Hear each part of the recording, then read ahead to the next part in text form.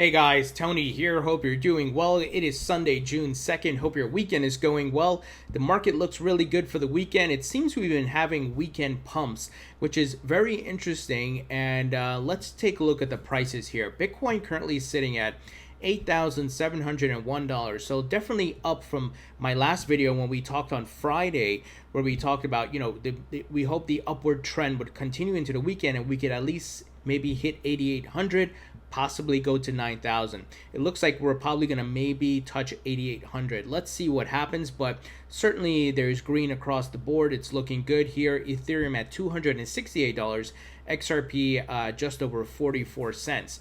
So I'm hoping this week we could rally and once again test that $9,000 price mark again, because we tested it on Thursday and then had a sharp pullback, but we are up since then, actually looking really solid, slow, steady growth across the few days that since that pullback.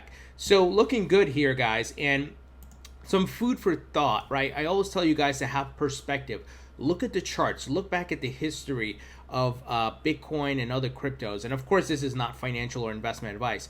CZ Binance, the CEO of Binance, tweeted today, 8 years ago, Bitcoin was $8.49. What's the percentage increase today? Wow, guys, on May 29th, 2011, $8. I wish I had gotten in at this price, right? I think all of us, we would be probably millionaires by now. But that's where perspective and patience is so important, right? It takes time for the price to increase. And this is the new asset class, and a lot of infrastructure is being built, a lot of different financial products and instruments, a lot of regulations being put into place. So the future is very bright for the market, but it's always the question of how patient can you be, right? Many people think that if they don't see like their return in 1 year, they're out, right? Or if they see the market pull back, then they get scared and they're like, oh my God, I'm gonna lose all my money. When in fact, you don't lose your money until you sell. We know that markets move in cycles, real estate, stocks, and precious metals and so forth, right? This is all facts, but the average Joe is not told about these market principles. And they just see the headlines on CNBC. Oh my gosh, Bitcoin has crashed. Is this the end of Bitcoin? Is this the end of crypto, right? And then they run scared the other way, like, oh my God, I need to dump my money. I need to get my cash back. But not realizing that assets, right, are affected by different news and so forth. But do you have the patience to go through the cycles? And that is a big part of investing that a lot of people don't understand, and some don't have the stomach for it, to be honest. But we know we are the pioneers, the early adopters in this new asset class, and we see we are in the upward trend to rise. We see higher highs and higher lows, right, across the years. And we know we are in a bull market now, and the Bitcoin halving is coming up. And we have the big players launching now, Fidelity, TD Ameritrade, Bakkt, and so forth, that is going to help skyrocket the prices higher than they ever were before. So some food for thought, guys. Perspective, having the understanding of these market principles is so important. Now, we got some not so good news here with LocalBitcoins. Apparently, they quietly removed in-person cash trades. So, as you guys know, LocalBitcoins is the peer-to-peer platform, so to speak, kind of like an exchange, a peer-to-peer exchange. It allows you to transact without going through any public, it doesn't release public information. So let's say I connected with you on LocalBitcoins and I bought some Bitcoin from you. This is not recorded in the the public exchange data of this amount of money was paid for this amount of Bitcoin. It's kind of like OTC, over the counter, right? You don't know what money was exchanged, but you know some Bitcoin was exchanged because you can see it on the blockchain. So apparently they have removed this in-person cash option, and it's probably because they're getting pressure from regulators, guys, with know your customers, anti-money laundering, KYC, AML. So I think that's what's happening, but I think people are going to still find a way to bypass this. You're going to see probably Bitcoin meetups, right? People just connect with different platforms and say, hey, we can meet up and just exchange accordingly in that way, right? Exchange maybe cash in person and they send the Bitcoin to the other person, right? That there's no way to stop that, but I think that these local bitcoins is probably facing a lot of pressure from regulators. Now we do have some positive news out of India. As you know, India has been really dragging their feet with crypto regulations. There's been a lot of back and forth, but finally, it seems we have something concrete here. Indian crypto regulation is ready, official confirms, ahead of the G20 summit. And we know the IMF is running that G20 summit, and they are pro-crypto now. India's new finance secretary has confirmed that the report detailing the country's crypto regulation is now ready. It will soon be submitted to the finance minister for approval. Since Arjun Jaitley opted out of the cabinet responsibilities, Prime Minister Narendra Modi has appointed a new finance minister. So we will submit it to the finance minister soon. Of course, once the approval is done, it will be made public. So this is great news, and we see countries across the globe, guys, are now putting in their crypto regulations. They're not killing it. They're putting in the guardrails to help it grow and foster the innovation and the growth of this new asset class. So this is why patience is so important. Now, speaking of countries across the globe, Brazil has established a committee for cryptocurrency regulation. Now, there's still the naysayers and the haters, right? The fudsters who are like, oh, crypto's a fad. Oh, it's fake internet money. Oh, there's nothing behind it. Oh, blah, blah, blah. Not understanding some of the fundamentals behind what is happening here with this disruptive technology. But the smart money has woken up to this, the big money, and the governments now are recognizing what is going on here. So the president of the Chamber of Deputies of Brazil has ordered to establish a commission to consider cryptocurrency regulation in the country.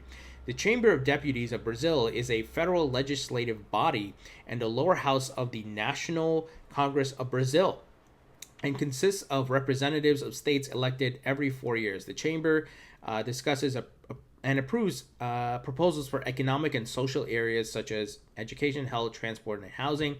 On May 30th, the president of the Chamber of Deputies, Deputy Rodrigo Maia, has requested the creation of a special commission to deliver an opinion on Bill 2303/2015, which aims to regulate Bitcoin and other digital currencies in Brazil.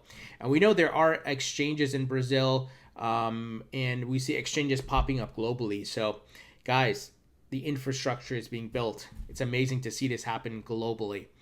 Now, moving ahead here, some interesting news around EOS. Now, as you guys know, I don't hold EOS in my portfolio. I'm still researching it. I know some of you have been commenting like you need to have it in your portfolio. And I have my reservations, and I'll share that at a later time, but I'm not saying it's a bad project or something like that. I hope you understand, but there's just the connection with Tether and Bitfinex and some of the folks behind there. I'm cautiously watching that. So Block.one is launching a social media platform on the EOS blockchain. So this is good news for EOS. While Facebook pursues crypto, crypto is pursuing social media. Block.one, the multi-billion-dollar startup that built the EOSIO platform, is the latest blockchain firm with social media aspirations. Announced Saturday at a glitzy event in Washington, D.C., the new platform is called Voice. Block.one says Voice will stand out by not tuning its users into products.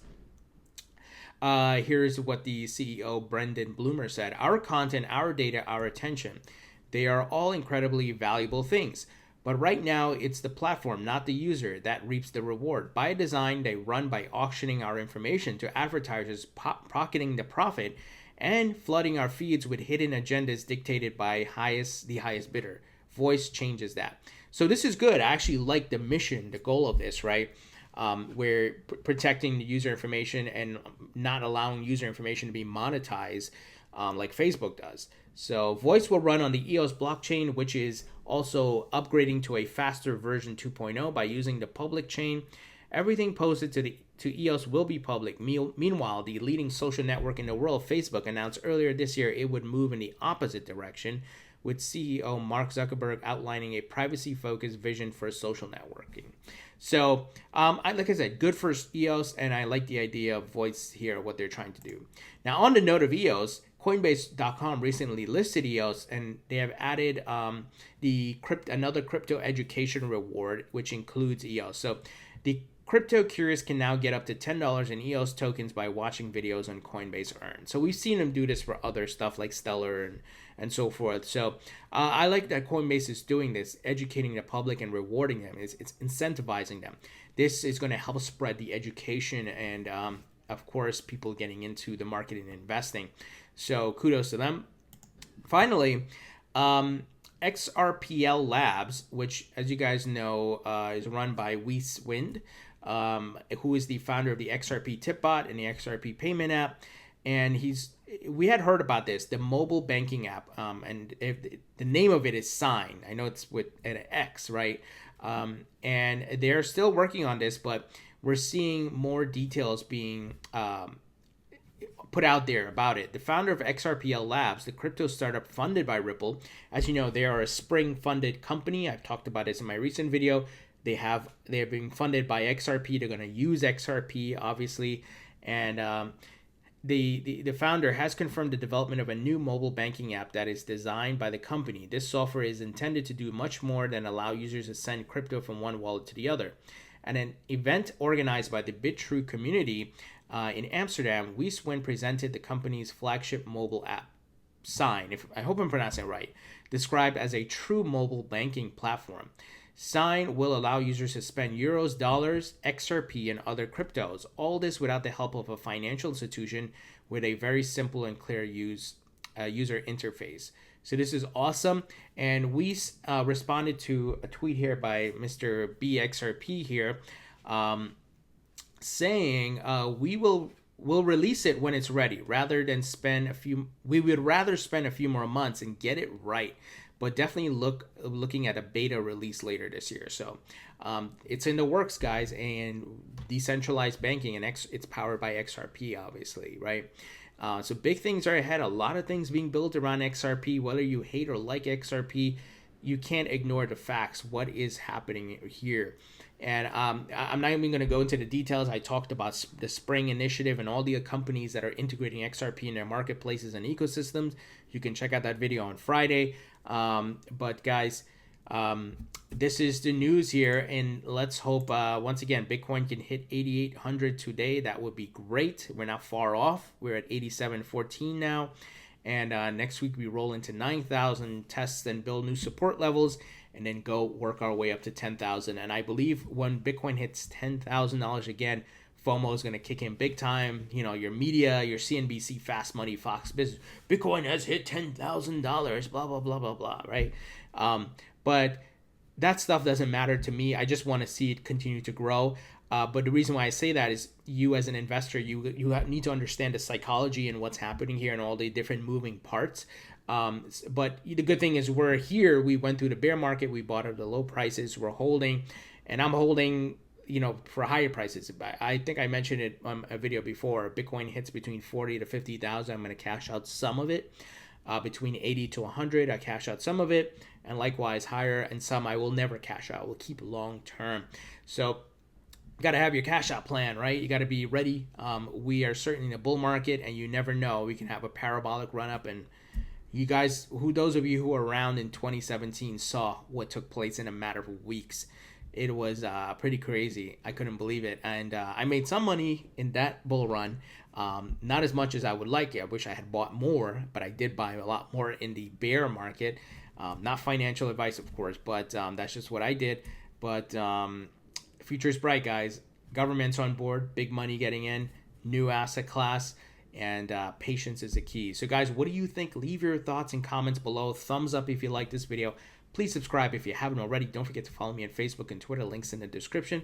Thank you guys for your support. Thank you to my Patreon supporters, and I'll talk to you all.